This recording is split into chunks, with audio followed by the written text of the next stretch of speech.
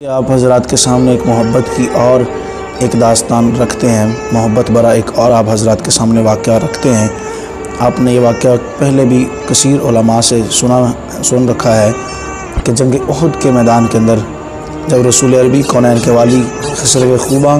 سیاح لامکاں نازش ہر پہ جہاں آقا نامدار آمینہ کے لال محمد مصطفیٰ صلی اللہ علیہ وآلہ وسلم کے بارے میں کسی نے یہ افواہ پھیلا دی کہ رسول عربی صلی اللہ علیہ وآلہ وسلم کو شہید کر دیا گیا ہے۔ تو جب یہ خبر پھیلتی مدینہ شریف پہنچتی ہے تو وہاں پر ایک صحابیاں ہیں کہ جنہوں نے جیسے ہی یہ خبر سنی تو وہ مدینہ شریف سے نکلتی ہیں اور جنگ احد کے میدان کی طرف سفر فرماتی ہیں، اس کی طرف اپنے سفر کو رواں فرماتی ہیں۔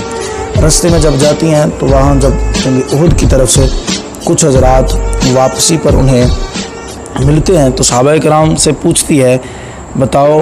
کہ آقا کا کیا حال ہے، آقا علیہ الصلوۃ والسلام کا کیا حال ہے؟ تو انہوں نے کہا کہ بی بی اس جنگ احد کے میدان میں تو آج تمہارا باپ جو تھا وہ شہید کر دیا گیا ہے۔ تو آگے سے وہ بڑا پیار بھرا محبت بھرا جواب دیتی ہے کہ میں نے اپنے والد کا تو نہیں پوچھا، میں نے تو اپنے محبوب کا پوچھا ہے، میں نے تو رب کے یار کا پوچھا ہے، میں نے تو آمینہ کے لال کا پوچھا ہے، میں نے تو غریبوں کے غم گسار کا پوچھا ہے، یہ بتاؤ آقا کا کیا حال ہے؟ پھر دوسرا ملنے والا کہتا ہے، بی بی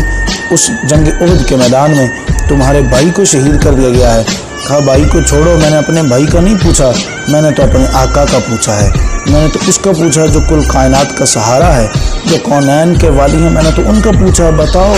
ان کا کیا حال ہے؟ پھر تیسرے ملنے والا کہتا ہے کہ تمہارے بیٹے کو یا تمہارے خامد کو شہید کر دیا گیا ہے۔ وہ آگے سے پھر یہی سوال کرتی ہے کہ میں نے اپنے بیٹے خامد کا نہیں پوچھا، میں نے تو آقا کریم علیہ السلام کا پوچھا ہے، میں نے تو کملی والے کا پوچھا ہے، بتاؤ کہ میرے آقا علیہ السلام کیسے ہیں؟ رستے میں پوچھتی جا رہی ہے اور جنگ احد کے میدان کی طرف رواں ہے۔ اب یہاں پر وہ میری مائیں اور بہنیں ذرا توجہ فرمائیں کہ جب ہمارے گھر میں کوئی فوت کی ہو جاتی ہے، کوئی انتقال کر جاتا ہے، ایکسپائر ہو جاتا ہے، اس دنیا سے رخصت ہو جاتا ہے، تو جب اس کے جسم، اس کی ڈیڈ باڈی ہمارے گھروں میں پڑی ہوتی ہے تو ہمیں کوئی نماز کا آ کر کہے کہ نماز پڑھ لو تو آگے سے کہتے ہیں تجھے شرم نہیں آتی؟ یہاں پہ فوت کی ہوئی ہے، گھر میں لاش پڑی ہوئی ہے، ڈیڈ باڈی پڑی ہوئی ہے اور تجھے نماز کی پڑی ہوئی ہے، تو ہمیں نماز پڑھنے کی دعوتیں دے رہا ہے۔ جو دعوت اور دین کی تبلیغ کرنے والے ہیں حضرات، دائی ہیں جو، وہ بھی بیچارے ایسی بات نہیں کرتے کہ کہیں یار یہ لوگ ہم پر غصے ہی نہ ہو جائیں، یہ لوگ ہم پر ناراض ہو کر یہ نہ کہیں کہ دیکھو ادھر ہمیں فوت کی پڑی ہوئی ہے، صف ماتم بچھا ہوا ہے اور اس کو نماز کی پڑی ہوئی ہے۔ تو اصل میں وجہ یہ ہے کہ میرے احباب ہم نے کچھ ماحول ہی ایسا کریٹ کر رکھا ہے، ہم نے ماحول ہی ایسا بنا دیا ہے۔ آپ اس صحابیہ رسول کے آگے دیکھیے ذرا کہ اس صحابیہ کے آگے والد کی بھی لاش مبارک ہے، والد کا بھی جسد خاکی ہے، بھائی کا جسد خاکی ہے اور اپنے خاوند کا جسد خاکی ہے، لیکن تمام کے بعد وہ سوچتی یہ ہیں کہ یار ان کے جتنے معاملات ہیں کفن و دفن کے تدفین کے وہ بعد میں کر دیے جائیں گے، پہلے مجھے اپنے آقا کی خبر لینی ہے، پہلے نبی کریم علیہ الصلوۃ والسلام تک میں نے پہنچنا ہے۔ تو اس لیے بے شک گھروں میں جب فوت کی ہو جاتی ہیں تو اس کا مطلب یہ نہیں ہوتا کہ نمازیں معاف ہو جاتی ہیں، رب کی جو ہے وہ بارگاہ میں سجدہ کرنا جو ہے وہ معاف ہو جاتا ہے، تو اس کی بارگاہ میں آنا چاہیے، اس کو نہیں بلانا چاہیے، اس کے پیارے رسول صلی اللہ علیہ وسلم کی یاد کو دل سے نہیں بلانا چاہیے۔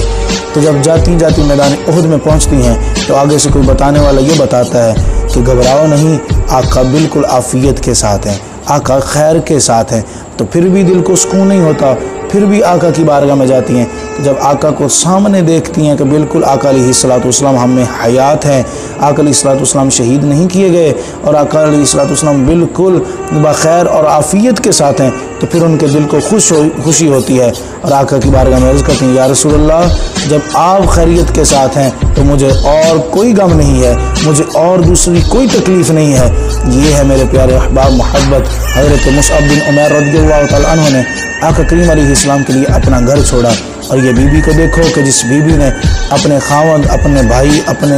بیٹے اور اپنے والد کے لیے جو ہے ان کے انتقال کا جو ہے وہ دل میں سے نکال کر پہلے آقا کی بارگاہ میں پہنچی ہیں، آقا کی فکر کی ہے۔ تو اس لیے ہمیں